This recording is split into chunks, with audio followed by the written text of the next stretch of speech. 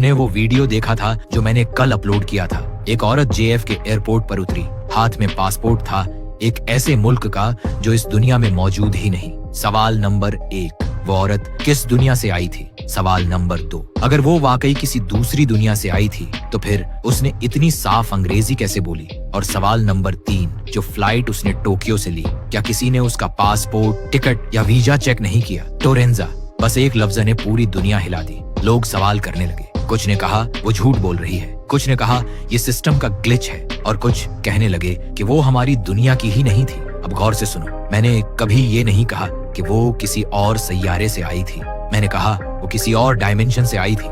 समझने की कोशिश करो। लोग कहते हैं हमारे आसपास कुछ मखलूकें रहती हैं, जिन्न, साया या कोई और, लेकिन हम उन्हें देख नहीं सकते। वो यही हैं, मगर एक और लेवल पर, एक और लहजे में, एक और फ्रिक्वेंसी पर। साइंटिस्ट इसे मल्टीवर्स कहते हैं, दीन कहते हैं ये गैब की दुनिया है, और कुछ लोग कहते हैं यहाँ वक्त और जगह अपने आप में घूम जाते हैं। शायद वो औरत कभी हमारी दुनिया के लिए बनी ही नहीं थी। शायद उसका जहाज एक ऐसे दरवाजे से गुजरा जो खुलना ही नहीं चाहिए था। बस एक छोटी सी फ्लाइट और 2 रियलिटीज के दरमियान की लकीर मिटा दी गई। उसकी दुनिया में अमेरिका अलग था, झंडा, शहर, लोग सब थोड़े बदले हुए। शायद उनका न्यूयॉर्क भी था, लेकिन उसकी बुनियाद किसी और ने रखी थी। और जब वो यहाँ उतरी, हमारे सिस्टम ने उसका पासपोर्ट असली पहचान लिया, क्योंकि उसकी रियलिटी में वो असल था। चिप, होलोग्राम, सब कुछ ठीक था, लेकिन एक पैरेलल जमीन से। तुम पूछते हो टिकट कैसे चला गया बिना चेक हुए? क्या पता जिस सिस्टम से वो आई वो भी यहाँ चल रहा हो, बस एक और वर्जन में। सोचो जरा,